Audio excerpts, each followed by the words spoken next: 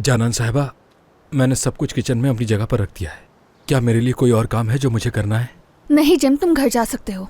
ठीक है जानान साहिबा, तो फिर मैं कल सुबह किसी तरह नजरों में आए बगैर। हाँ ठीक है, लेकिन जरा एहतियात से, कोई भी तुम्हें यहाँ ना देख सके, और कल से अच्छे कपड़े पहन कर आना, ठीक है?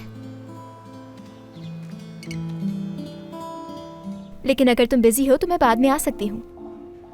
नहीं, वो बच्चों के हवाले से कुछ रिसर्च कर रहा था मैं तो।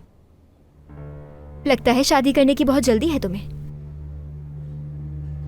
तुमने तो अभी से ही मालूमात हासिल करना शुरू कर दी है। दरअसल बैरन, ये सब तो रहने दो, हम कॉफी बाद में पी लेंगे, मुझे अभी काम करना है, चलती हूँ।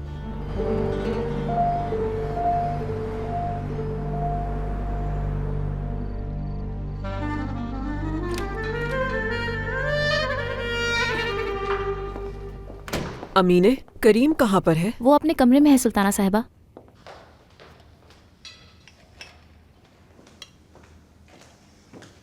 क्या हाल है तुम्हारा बेटी? मैं ठीक हूँ दादी। इस घर में तो हर कोई बदल गया है, अल्लाह ही हाफिज हो हमारा। गुड इवनिंग दादी। गुड इवनिंग बेटा। अमीने, करीम और सादिया को भी खाने पे बुला लो जल्दी। जी अभी बुलाती हूँ।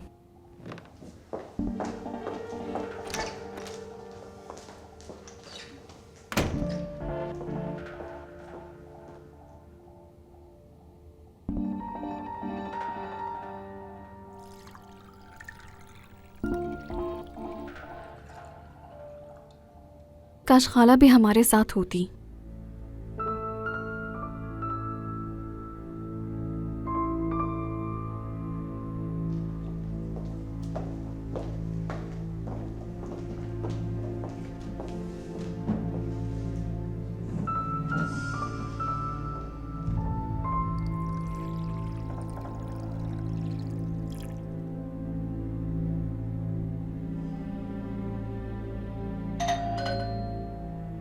इस वक्त कौन आ सकता है?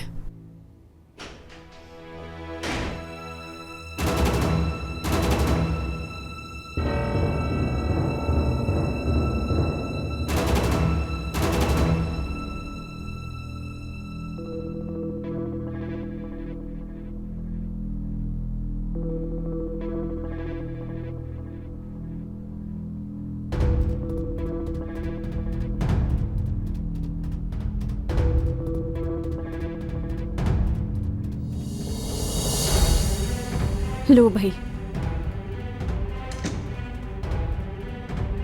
तुमने अपने पैरों पर खुद कुल्हाड़ी मारी है सादिया। तुम्हें अंदाजा नहीं है कि अपनी बर्बादी की जिम्मेदार तुम खुद ही होगी।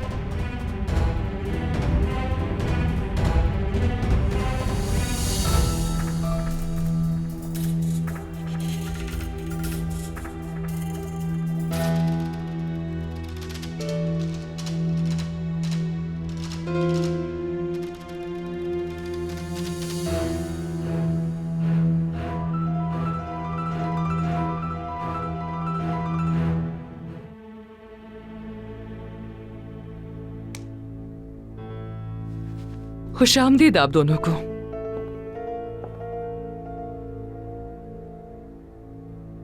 हम जानते हैं कि हमें यहाँ कोई पसंद नहीं करता,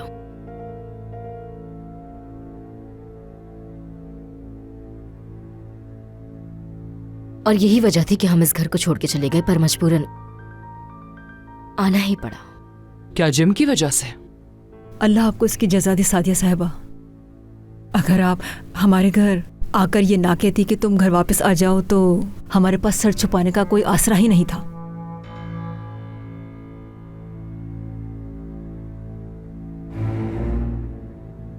अम्मी,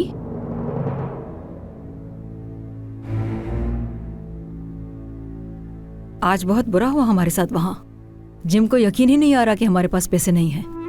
बहुत मुश्किल से हम जान बचा के वहां से भागे हैं।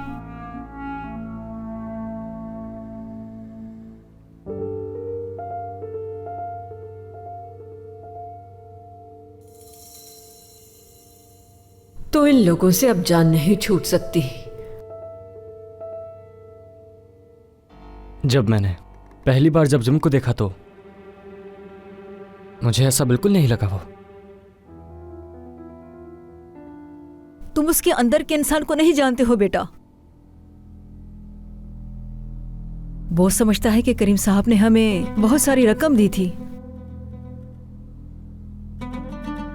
हम तो अपना सामान तक छोड़कर आ गए, ये हालत थी वहां। ठीक है फातिमा, ठीक है। अब तुम दोनों आ ही गई हो तो ऐसा करो, किचन में जाओ और खाना खा लो। हम तो सुकून से खाना खा ही नहीं सकते कभी इस घर में।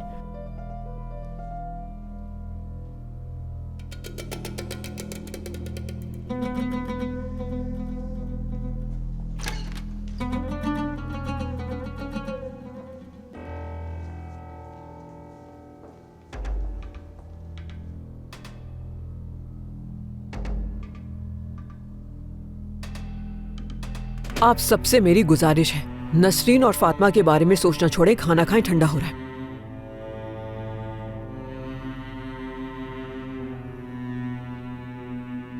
सबा, हमें वाकई बहुत भूख लगी है। हमने कल से कुछ नहीं खाया। खाना तैयार है, खा लो निकाल कर। तुम्हें हमारी हालत नजर नहीं आ रही? इंसानियत तो है ही नहीं तुम में बिल्कुल भी। ठीक लग रही हो मुझे तो। चुप हो जाओ बेटा, चुप हो जाओ। रहने दो बेटा, हमें भूख नहीं लग रही है।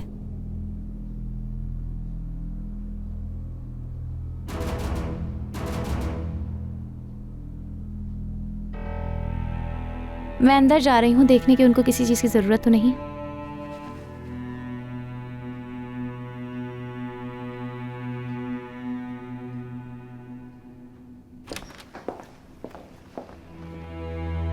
मैं देख रही हूँ लड़की, तुमने और अमीने ने हमारे आने पे ठीक से खुशामदीद भी नहीं कहा। जो कुछ आप लोगों ने मेरे साथ किया है, आपको क्या लगता है कि मैं आपको खुशामदीद कहूंगी? इल्जाम लगाया आप लोगों ने मुझ पर। सिनान के साथ मेरा ताल्लुक है ये कहकर शर्मिंदा किया आपने मुझे। हर किसी की कमजोरी क्यों ढूंढते हैं जबकि खुद इतने बुरे काम कर चुके हैं? अच्छा चलो ठीक है, अब पुरानी बातों को बार बार दोहराने से कोई फायदा नहीं होगा सबा। ठीक है, हमसे गलती हो गई थी, लेकिन ये बात अब पुरानी हो चुकी है। मैंने नहीं, आप लोगों ने की। आपकी बेटी इस घर में काम करती है ये कबूल ही नहीं कर पा रही थी।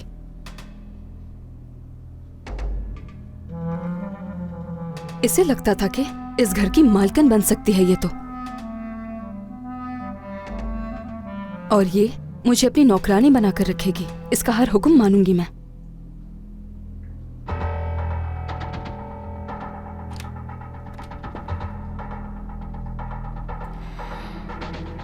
अम्मी, मैं अपने कमरे में जा रही हूँ। मुझे खाना नहीं खाना। मैं भी साथ चलती हूँ। नहीं, आप बैठकर खा लें। छोड़ो खाने को, मेरी भूख मर गई। कोई फायदा नहीं होगा अब खाना खाने का।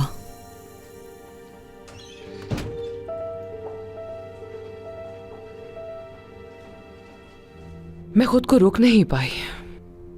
मैं हिकमत का सोचकर उनसे मिलने के लिए गई थी, पर वहां के हालात देखकर परेशान हो गई।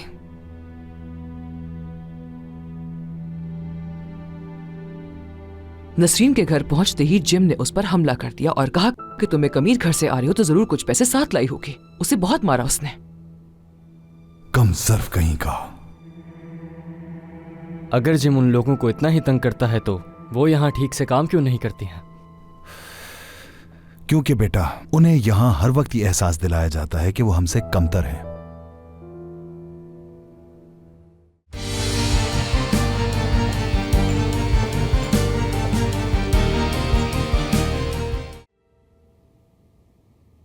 तुमने मुझे वाकई हैरान कर दिया है सादिया। मुझे भी।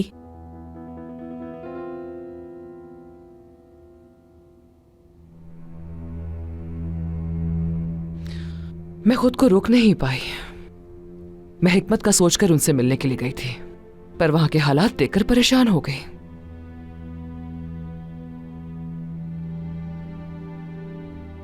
नसरीन के घर पहुंचते ही जिम ने उस पर हमला कर दिया और कहा कि तुम एक अमीर घर से आ रही हो तो जरूर कुछ पैसे साथ लाई होगी। उसे बहुत मारा उसने। कम सर्फ कहीं का।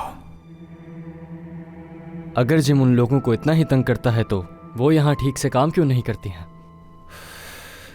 क्योंकि बेटा उन्हें यहां हर वक्त ये एहसास दिलाया जाता है कि वो हमसे कमतर हैं।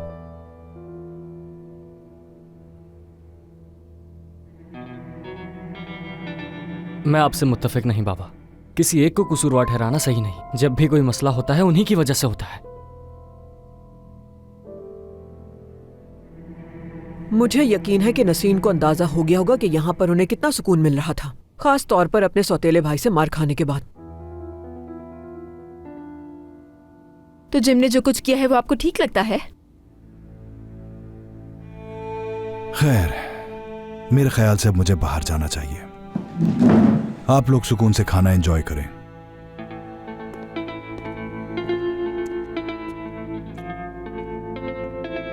तुम मुझे अब से कुछ मत कहना। नसरीन और फातिमा से अब मेरा किसी भी किस्म का कोई लेना देना नहीं होगा। जो कुछ भी होगा इस घर में उसकी जिम्मेदार तुम खुद होगी सादिया।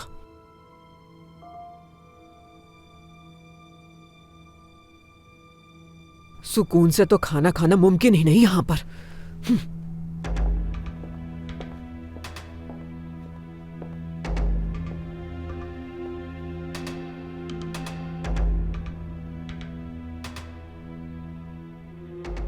क्या हो गया है तुम सबको? क्या एहसास नाम की कोई चीज नहीं है? क्या तुमने उसका चेहरा नहीं देखा था? तुबा देखो, मुझे इस घर में अब और कोई मसला नहीं चाहिए। फिक्र मत करें अम्मी, मैं दादी की बात से मुत्तफिक हूँ।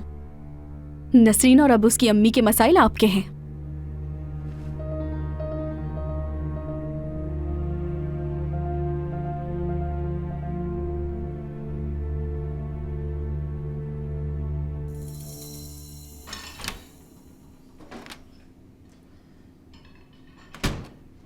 अमीने,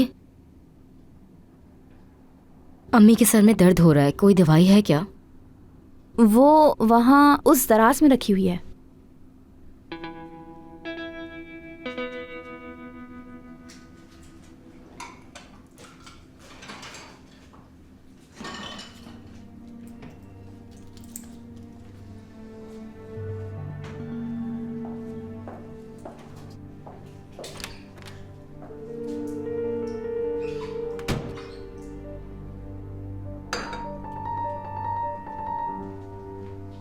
अम्मी, उस पेपर के बगैर एग्जाम नहीं दे सकती।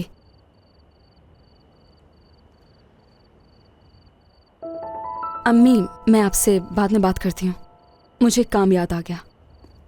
ठीक है, शब्बा खैर।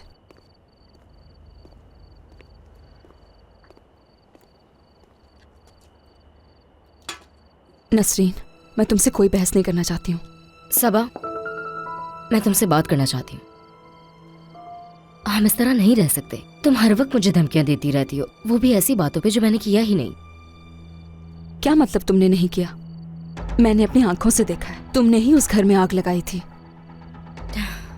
मैं ऐसा करूंगी ही क्यों? क्योंकि तुम यहाँ रहना चाहती थी। वाह, अच्छी कहानी बनाई है तुमने। ये कहानियां नहीं है कोई नसरीन, तुमने उस घर में जानबूझकर आग लगाई थी। तुम जानती हो ना कि यहाँ हम एक छोटे से कमरे में फंसे हुए हैं और बाथरूम तक तुम्हारे साथ शेयर करते हैं। तुम खुद सोचो कि जब मैं वहाँ आराम से रह रही थी तो ऐसा क्यों करूंगी? क्योंकि तुम्हें अंदाजा नहीं हुआ कि तुम उस रूम से आगे नहीं बढ़ पाओगी। अच्छा, फिर एक काम करो, सबको जाकर बता दो कि वो जगह मैंने जलाई है, और ये भी कहना कि हमें इस घर से निकाल दिया जाए। पर याद रखना कि हमारे साथ तुम भी निकाली जाओगी इस घर से। देखो सबा, मैं अंदाजा लगा सकती हूँ कि तुम पर क्या गुजरी है। तुम्हारा सौतेला बाप बहुत घटिया आदमी है। अगर तुम उसके पास वापस जाना चाहती हो तो बिला झिझक हर वक्त मुझ पर इल्जाम लगाती रहो, और अगर नहीं जाना चाहती तो हमारे साथ अच्छा सलूक करो और हमें सुकून से जीने दो।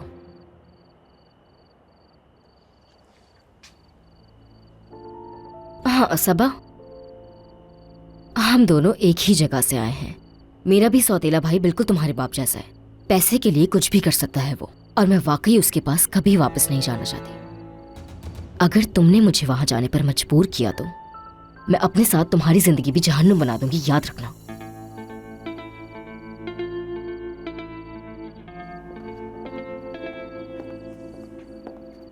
सबा,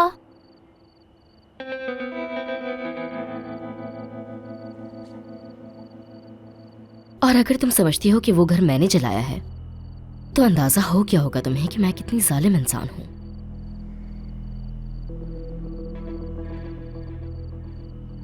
अगर मैं गई इस घर से तो मेरे साथ तुम भी जाओगी।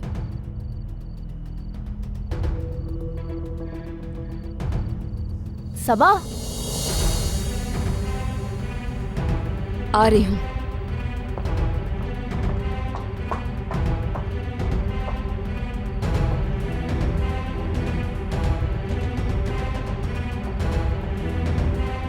बेवकूफ।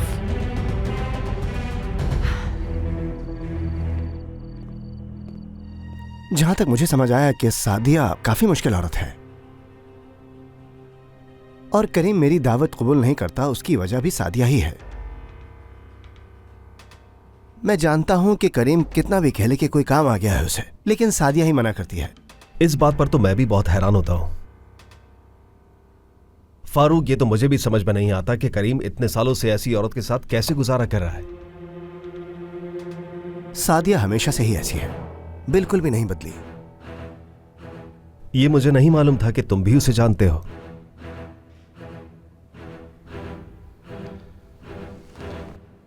हसन, तुम प्लीज करीम को मत बताना।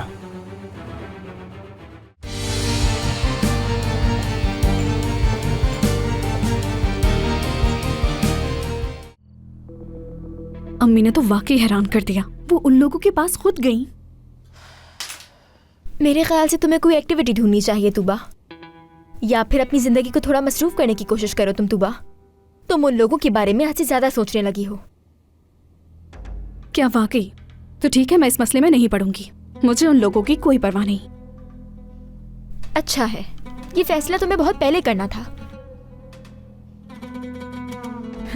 सही कहा, मैं ही बेवकूफ थी जो नसरीन को यहाँ से निकालना चाहती थी, वो भी इसलिए कि वो हमारे घर को नुकसान न पहुंचा सके। लेकिन आखिर में क्या हुआ? वो लड़की सबके सामने मासूम बन गई और मुझे सबकी नजरों में उसने बुरा बना दिया। तुम ऐसा क्यों कह रही हो? मेरा तो मतलब था। मैं जानती हूँ तुम्हारा क्या मतलब था बैरिन। ठीक है, मैं अब उन लोगों से दूर रहूंगी, किसी भी मसले में नहीं बोलूंगी। देखो तुबा, अगर तुम सुकून से मेरी बात सुनोगी तो समझ सकोगी कि मैं क्या कहना चाहती हूँ। बात सिर्फ इतनी सी है कि तुम्हें बाबा की फिक्र ज्यादा होनी चाहिए। नसरीन और फातिमा को सुकून से काम करने दो इस घर में। अच्छा, तो तुम्हें लगता है कि वो लोग सुकून से काम करेंगे? ठीक है, समझती रहो ऐसा। तुबा, मेरी बात तो सुनो। देखो, नाराज होने का कोई फायदा नहीं है। मुझे गलत मत समझो, मैं ये सब कुछ सिर्फ घर के सुकून की खातिर कह रही हूँ। मैं नाराज नहीं हो रही बैरिन, बस मैं अपने घर वालों के साथ कुछ बुरा होता हुआ नहीं देख सकती। लेकिन अब मैं कुछ नहीं करूंगी, बेफिक्र रहो। तुबा, अब तो मजाक उड़ा रही हूँ मेरा।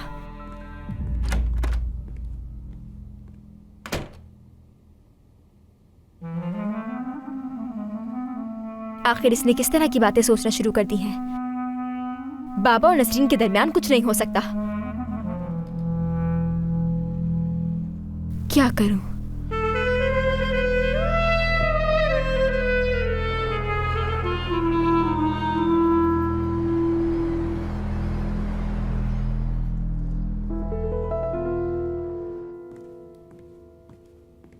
नसरीन, फातिमा साहिबा,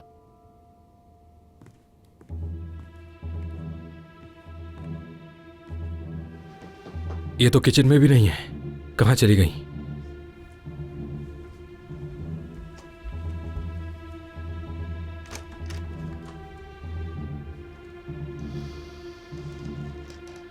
यहां पर भी नहीं है, कहां चली गई?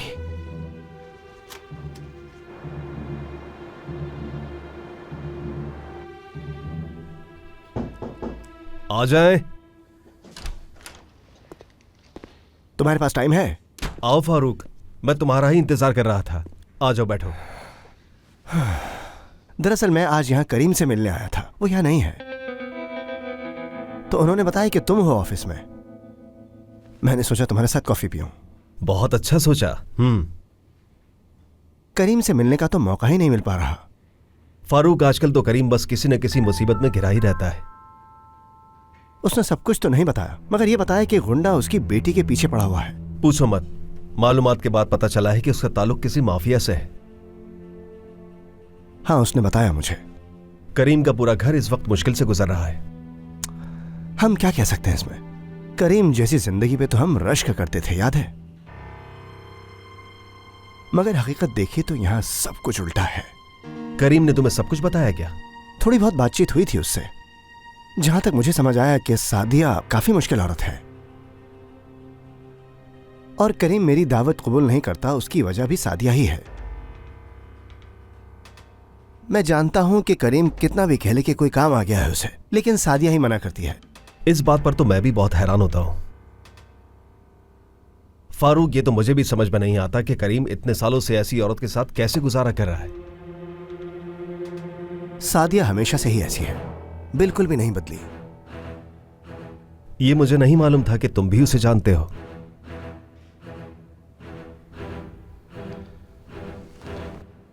हसन, तुम प्लीज करीम को मत बताना।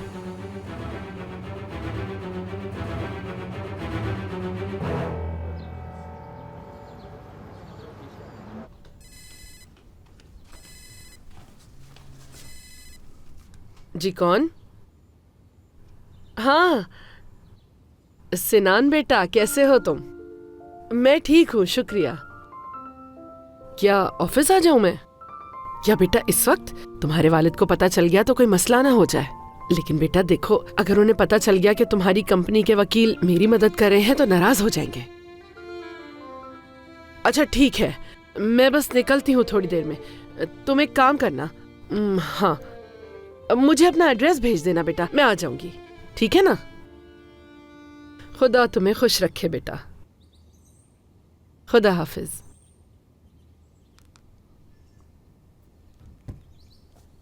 बहुत ही नेक बच्चा है माशाल्लाह।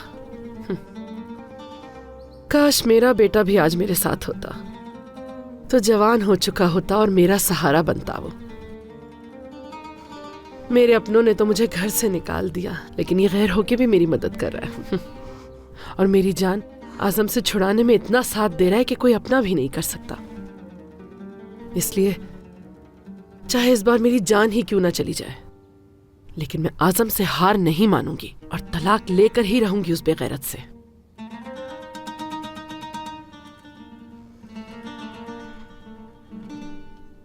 क्या कह रहे हो? करीम से पहले सादिया तुम्हारी दोस्त थी? हाँ बिल्कुल, यहां तक कि हम शादी भी करने वाले थे। फिर वो करीम से मिली और मुझे छोड़ गई। क्या करीम को यह सब कुछ मालूम है? नहीं, जब हमारा सामना हुआ तो सादिया मुझे बिल्कुल नहीं पहचान रही थी, ऐसा बर्ताव कर रही थी वो। मैंने भी सोचा कि खामोश ही रहता हूं, पता नहीं उसका क्या प्लान है। अब समझ आया कि वो तुम्हारी दावतें क्यों कबूल नहीं करती। कहीं करीम को इस बात का शक ना हो जाए। हसन, ये बात करीम को मत बताना। सादिया को ये बात राज रखनी है, ये सब सुन के वो परेशान हो जाएगी। फिक्र मत करो, मैं नहीं बताऊंगा। मगर करीम एक समझदार आदमी है और मुझे नहीं लगता कि करीम को यह सुनकर बुरा लगेगा कि उससे पहले उसकी बीवी का कोई दोस्त भी था। हसन, शादी करने वाले थे हम दोनों, वो पैसों के लिए छोड़ गई। करीम को यह बात मालूम हुई तो अच्छा नहीं लगेगा उसे।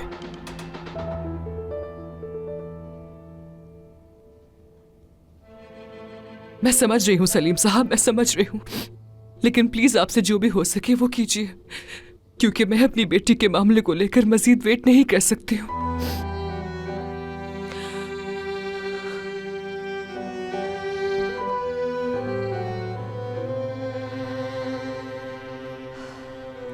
कहाँ हो तुम मेरी बेटी, कहाँ हो? काश के तुम्हें पता होता कि कितनी पशेमान हूं मैं अपनी हरकत पे।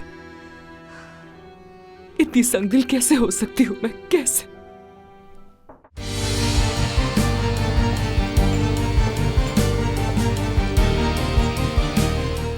बस यही बात थी जो कहनी थी। आयशा आंटी बहुत मुश्किल में है। इनका शौहर इनके साथ बहुत बुरी तरह पेश आता है, इसीलिए मैं चाहता हूं आप ये केस इनके लिए जरूर लड़ें। परेशान मत होइए आप, मेरी नजर में ये केस एक ही पेशी में खत्म हो जाएगा। क्या वाकई ऐसा हो सकता है? एक ही पेशी में हो जाएगा काम? अल्लाह आपको बहुत जज़ा देगा बेटा। लेकिन मुझे आपका तलाक का केस दायर करने के लिए पावर ऑफ अटॉर्नी चाहिए होगी।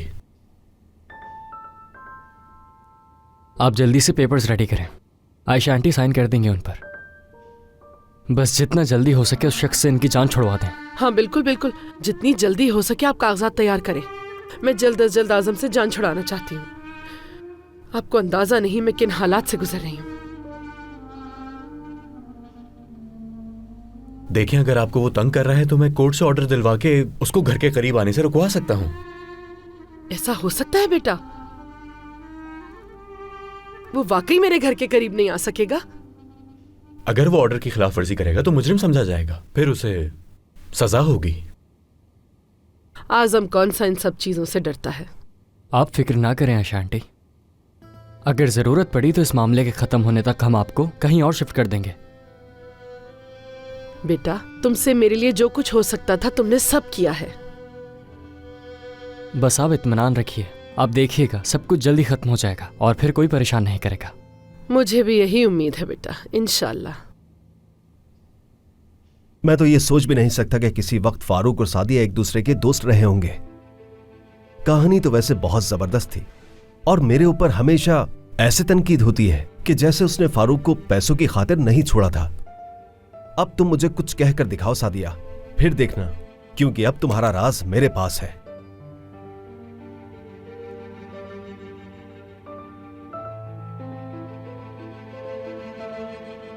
मैं समझ रही हूँ सलीम साहब, मैं समझ रही हूँ, लेकिन प्लीज आपसे जो भी हो सके वो कीजिए, क्योंकि मैं अपनी बेटी के मामले को लेकर मजीद वेट नहीं कर सकती हूँ।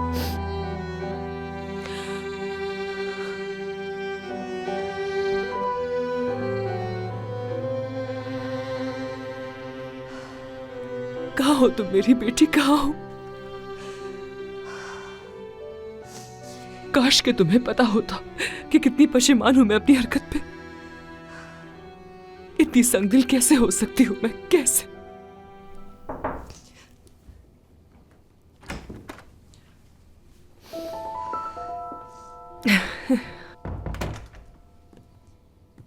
अम्मी जान, आप इतनी जल्दी आ गई?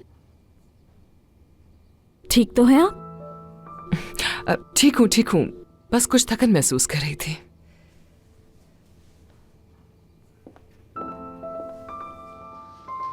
कहाँ थी वैसे? मैं एसोसिएशन गई थी मामूल के मुताबिक, और फिर उसके बाद वहीं से एक दोस्त से मिलने के लिए चली गई थी। अम्मी, आपके चेहरे से लग रहा है आप काफी परेशान हैं। दरअसल एक छोटी सी बच्ची की तबीयत खराब है, उसी को लेकर काफी अपसेट हूँ, लेकिन शुक्र है कि हमारे एसोसिएशन ने उसका इलाज करने का फैसला कर लिया है।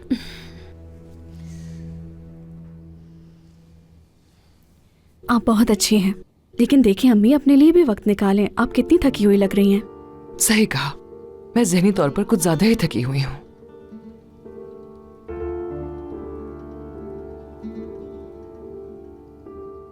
लेकिन मेरी जान, तुम मुझे ऐसी नजरों से मत देखो।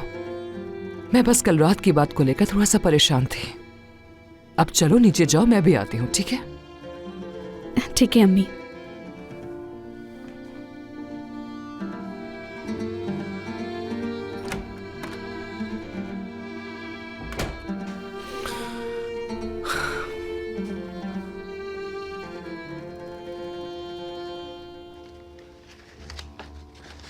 ये लीजिए आयशा साहिबा। यहाँ जी करीम साहब। सिनान, तुम यहाँ ऑफिस आए हुए हो? मुझे बिल्कुल इस बारे में मालूम नहीं था। चेतन साहब से कुछ बात करने के लिए आया था बाबा। इनसे मिलिए, आयशा आंटी, सबा की अम्मी हैं ये। ओ अच्छा, खुशामदीद। आपसे मिलकर खुशी हुई। सिनान, कोई मसला है क्या? आयशा आंटी तलाक का केस करवाना चाहती हैं, इसलिए। आजम, मेरा शौहर सबा का सौतेला बाप बहुत जालिम इंसान है। मुझे और मेरी बेटी को हमेशा तंग किया है उसने। मैं उससे तलाक लेना चाहती हूँ। सिनान ने बताया कि ये मेरी मदद कर सकता है, तो मुझे यहाँ बुला लिया।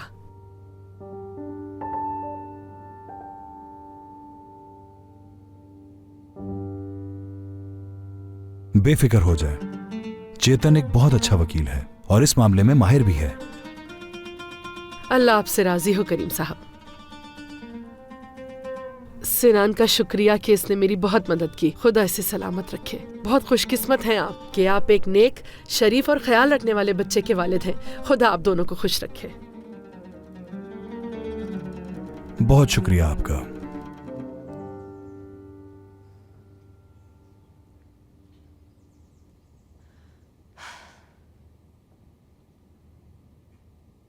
कॉल क्यों नहीं उठा रही? कहीं वो आजम फिर से तो नहीं आ गया? कैसे बात करूं मैं आपसे? फिक्र हो रही है मुझे। हाय मैं मर गई, बहुत थक गई हूँ मैं तो। ये घर काफी नहीं था क्या जो अब जानान साहिबा के घर का भी ध्यान रखना पड़ेगा? सबा, क्या हो गया तुम्हें? क्या सोच रही हो तुम? नहीं, ऐसी कोई बात नहीं है। अम्मी से बात नहीं हो पा रही, फिक्र हो रही थी मुझे। अरे ये क्या सबा, तुम्हारी जब भी उनसे बात नहीं होगी तो क्या परेशान होगी? बाद में फोन कर लेना या चली जाना वहां। अगर आजम वहां आ गया? क्या इतना बुरा आदमी है वो? तुम्हारी इस बात से तो मैं भी परेशान हो गई। चलो दोबारा कॉल करके देखो उन्हें।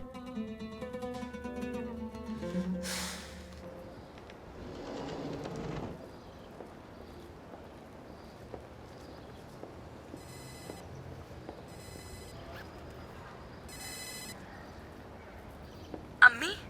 सबा मेरी जान। अम्मी कहाँ हैं आप? ठीक तो हैं? मैं बिल्कुल ठीक हूँ बेटा, बाहर थी ना इसलिए बेल की आवाज नहीं आई। बहुत परेशान हो गई थी मैं, मुझे लगा आजम घर वापस आ गया। फिक्र मत करो बेटा, मैं अब उससे बिल्कुल नहीं डरती। मैंने वैसे भी एक वकील से बात कर ली है, वो जल्द अज जल्द मेरी उससे तलाक करवा देगा इंशाल्लाह। क्या वकील से बात कर ली? ये तो बहुत खुशी की बात है, मगर देखें ध्यान रखें थोड़ा, आजम आपको नुकसान भी पहुंचा सकता है। तुम मेरी तरफ से बिल्कुल बेफिक्र रहो बेटी, बस अपनी पढ़ाई पर और अपने काम पर तवज्जो दो बेटी, और बाकी सब मुझ पे छोड़ दो तो अच्छा है। तुम्हारी जिंदगी में सारी मुश्किलें मेरी ही लाई हुई हैं बेटा, अब मैं ही तुम्हें इनसे निकालूंगी। अम्मी आप फिर भी ख्याल रखिएगा।